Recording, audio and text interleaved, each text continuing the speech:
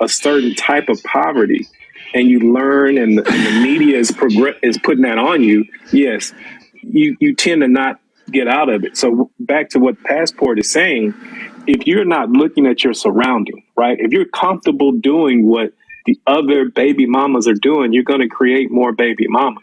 But if you can step outside the box and say, what are the married women doing? How are they staying more married than anybody else is doing? And you just do a little research, it's going to present itself to you.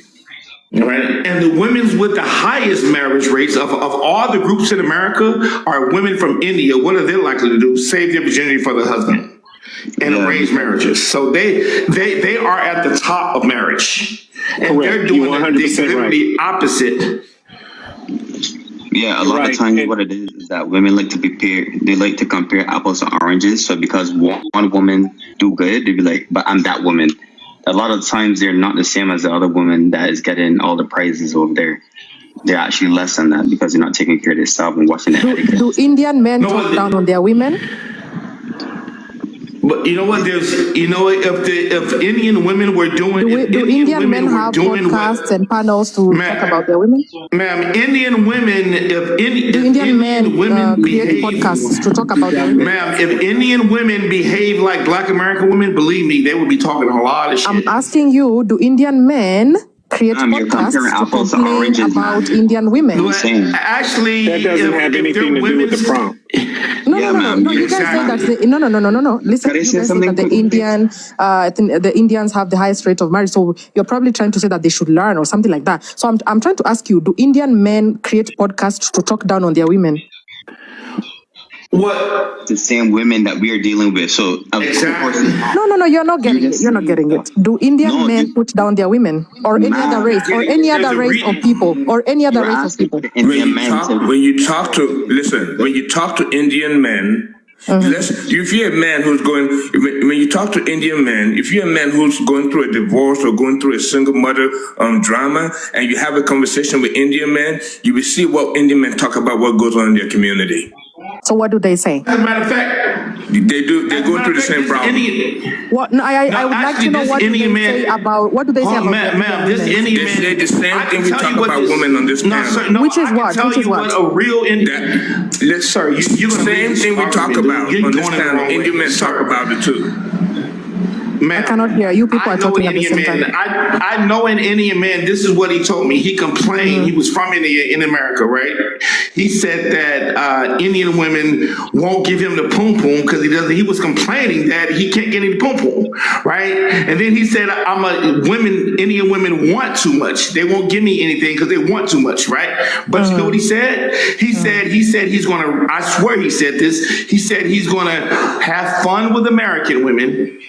And when he get his stuff together, he's still going to marry an Indian woman. I said, "You still going to marry anyone?" He said, "Yeah." I said, "Okay, now that is okay." No, but wait, I'm trying to ask you, ma'am. I'm telling you, he complained. Yeah, he complained that Indian women won't give him the poom poom because he doesn't have the stuff together. And he literally told me he's going to run through American women, and when he get his stuff together, he's going to marry the Indian woman. So Indian women know how to get what they want. As a matter of fact, the reason why Indian men work so hard because their women are not rewarding them for being bombs. Exactly. Passport. Okay. Can I tell you about one of the most successful Indian women here in Texas? Okay, just briefly. There's never been an Indian woman as president of any university in America. This is Dr. Couture. Right. So in 1975, she married in an arranged marriage to her husband. She came to the United States, right? Not even knowing English.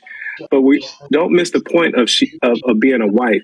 She submitted herself to her tradition, her culture, everything that they were doing.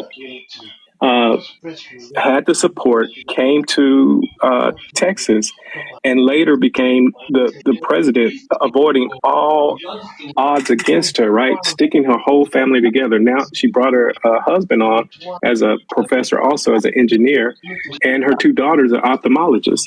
So there's a lot to be said when you look at what a successful woman is doing. And a lot of people don't even know her story. So if you go look her up, she talks about that she did not love her husband because it was an arranged marriage, but she talks about how much love she has for him because she learned him. She learned how to love him. She learned how to submit, the culture, the things like that. Submission was never a chain around her neck. She's a professor, so sub means there's a subject that's coming and a mission. The mission is for the family, the outcome. So there were outcomes that they were going to have.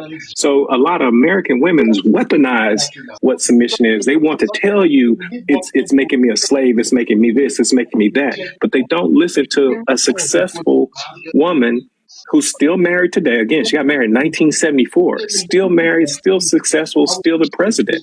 So if you want those type of outcomes, start looking at the women who are doing that. If you want the American baby mama outcomes, continue to defend that type of behavior and you'll get the same outcome. Exactly. Indian culture, actually, women, I don't know if it is still going on that women pay the dowry, like it's actually the women that pay the dowry. And also the Indian culture, also marriage is done in proximity